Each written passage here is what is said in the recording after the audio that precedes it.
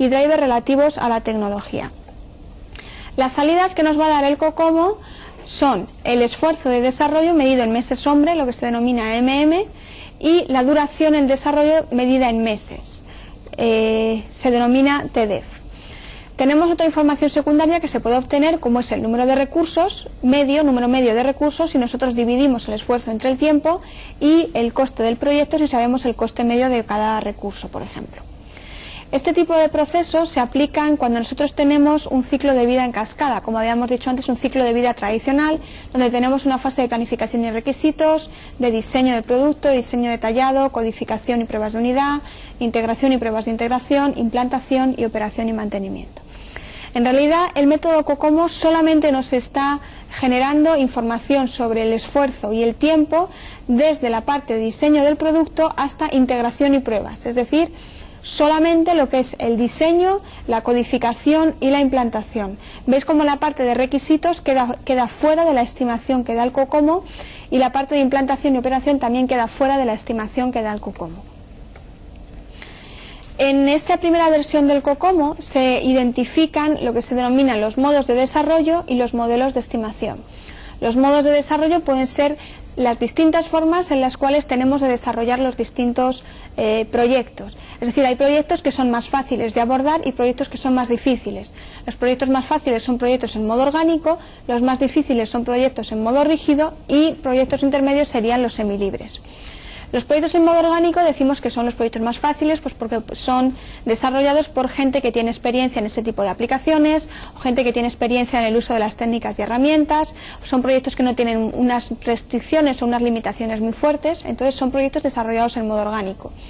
Y los desarrollados en modo rígido, pues son proyectos que, por ejemplo, tienen unas limitaciones muy fuertes, no se permite la realización de cambios relativos a los requisitos respecto a los requisitos que nosotros teníamos.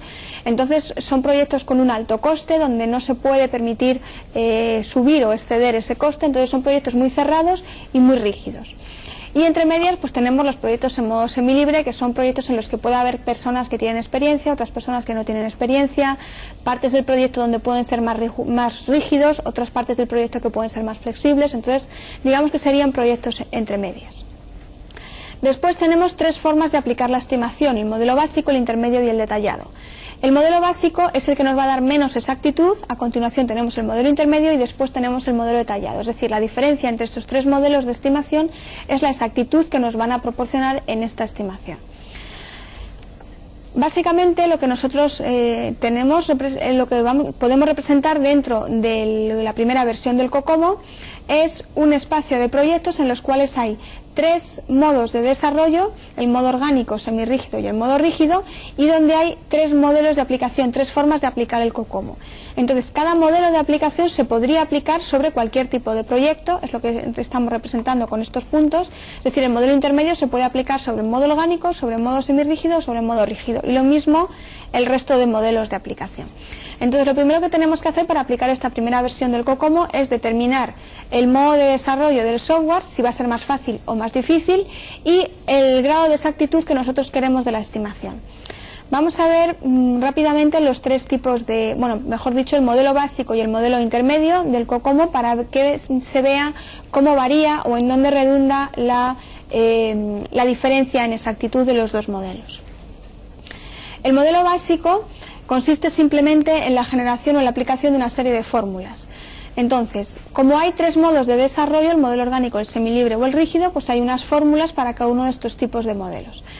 La primera fórmula, por ejemplo, para el modo orgánico, lo que nos está sacando es el esfuerzo de desarrollo. Entonces, el esfuerzo, veis que es función del número de líneas de código, y el tiempo es función a su vez del esfuerzo. De aquí obtenemos, de la primera fórmula obtenemos el esfuerzo en meses hombre, y de la segunda obtenemos el tiempo en meses.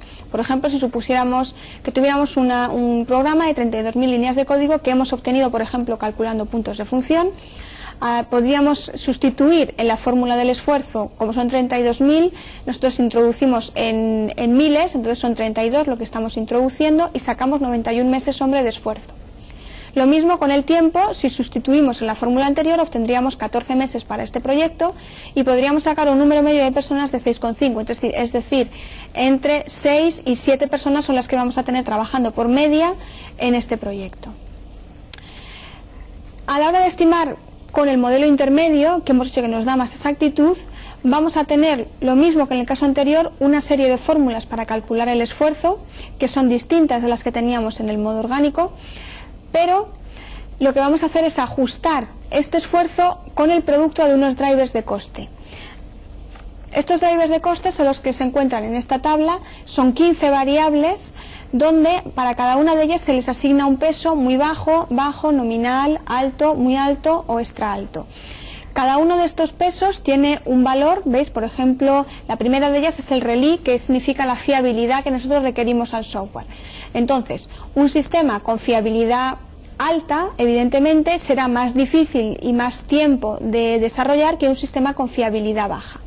Como lo que estamos haciendo nosotros es obtener para cada uno de estas 15 variables un valor y luego vamos a multiplicar entre sí todos los valores y a su vez ese valor que hemos obtenido lo vamos a multiplicar por el esfuerzo generado de la fórmula, si nosotros obtenemos valores en esta tabla menores que 1, quiere decir que vamos a disminuir el esfuerzo de desarrollo y si tenemos valores mayores que 1 vamos a aumentar el esfuerzo de desarrollo.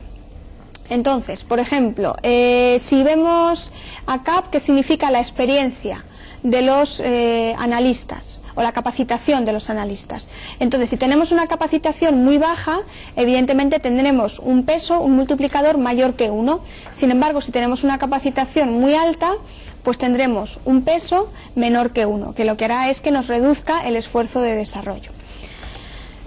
Vamos a mencionar brevemente estos 15 atributos, que son el RELI, que es la fiabilidad que se requiere del software, es decir, qué ocurre con los errores. El data es el tamaño de las bases de datos que nosotros vamos a utilizar. CPLX es la complejidad del producto que estamos desarrollando. El time y el store son limitaciones en cuanto a tiempo de ejecución o en cuanto a uso de la memoria. El BIRT es la volatilidad de la máquina virtual. Por máquina virtual entendemos pues el sistema operativo, el sistema gestor de base de datos, es decir, los cambios que se van a producir en esas máquinas o en ese entorno. Y el turn es el tiempo de respuesta que nosotros vamos a obtener durante el desarrollo de ese proyecto. Tenemos otros atributos de personal que son la capacitación de los analistas, la experiencia que tienen en aplicaciones, la capacitación, por ejemplo, de los programadores, la experiencia que tienen en la máquina virtual o la experiencia en los lenguajes de programación. Y tenemos por último atributos del proyecto como pueden ser el MODP, que es el uso de prácticas